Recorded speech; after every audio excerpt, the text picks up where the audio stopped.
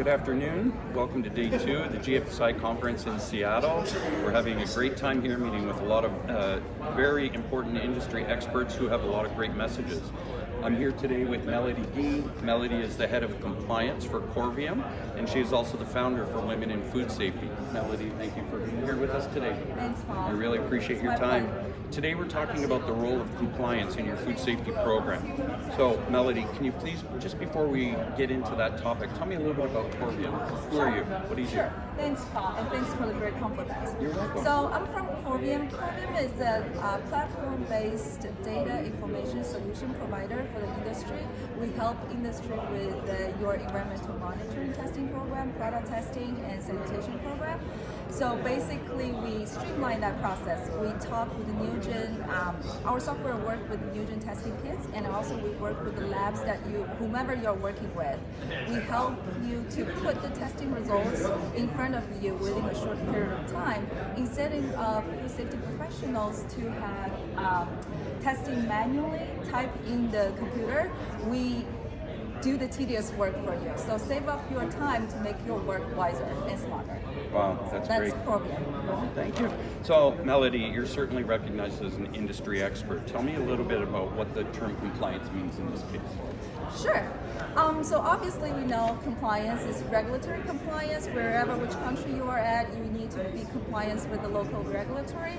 But more importantly, in this case, I would like to share more is the internal compliance, the compliance to your own internal SOPs. How well your practices are in conformance with your internal SOPs.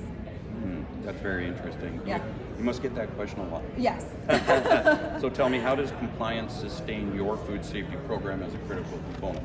Sure. Well, it's obviously very important as we are all here at the GFSI Conference, and all the CPOs, we're all talking about say what we do and do what we say. So kind of the internal SOP compliance is one of the ways we show, okay, we're doing what we are saying.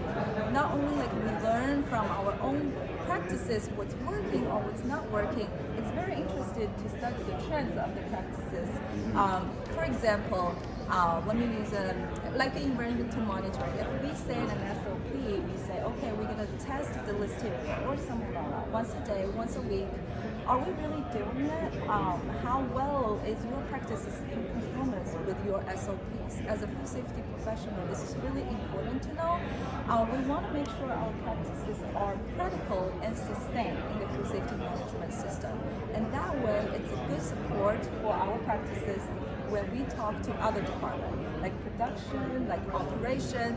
After that, we can eventually achieve a goal, like we want to build a food safety culture in our business. In order to build food safety culture, I think it's really important to find a balance between food safety management system and the other operation within the company.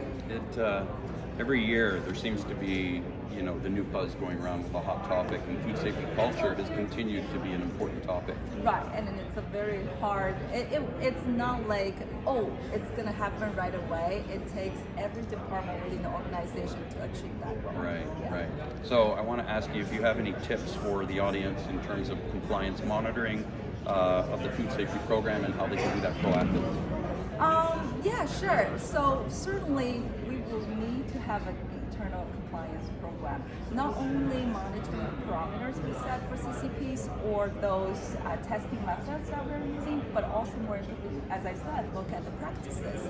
Preset the frequency, treat it as an SOP. We make it like what needs to be monitored, what frequency we need to monitor, and which practices. We wouldn't eat an elephant within a day. No, so that right. Take time. So in order to make sure the whole food safety management system is in compliance with your internal SOPs, we start with piece by piece. We start with allergen management, we start with environmental monitoring, we start with product testing, and eventually we have a program monitoring the whole management system. Another tip is I think we can take advantage. Like at GFSI, I was at one of the sessions Sarah was leading from Walmart. She was talking about there are systems already to predict from the non-conformities that they collect from the audit results, audit history. definitely utilize the technology that we have nowadays to be more proactive. Because a lot of time in the past, what we learn is, oh, something happened or shows a system breakdown. But using the technology, we can proactively monitor the trends of the practices, so to catch the near misses and then to prevent the mistakes.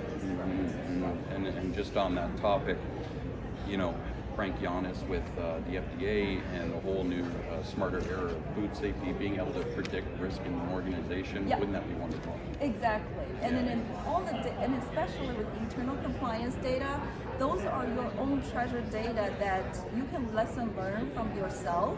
And another goal with GFSI, we all know, is continuously improvement, right? Right. So we always learn from what we do good or what we do bad.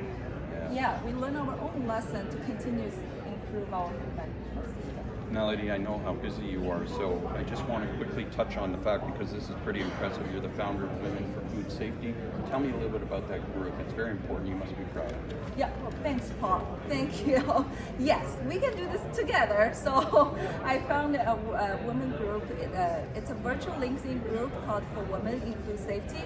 And the intention of the group is to help young women professionals or women students from school that they are majoring in food science, to help them prepare their job, or to help them prepare their step in the industry, bridge the gap between academic and industry, like the theme of GFSI, Food Safety for Tomorrow. And they're all talented young professionals, talented students. So we're pipeline our future for food safety.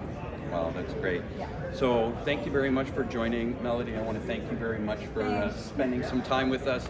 I'm Paul DeMarin with Perry Johnson Food Safety Incorporated, and I hope you have a great conference.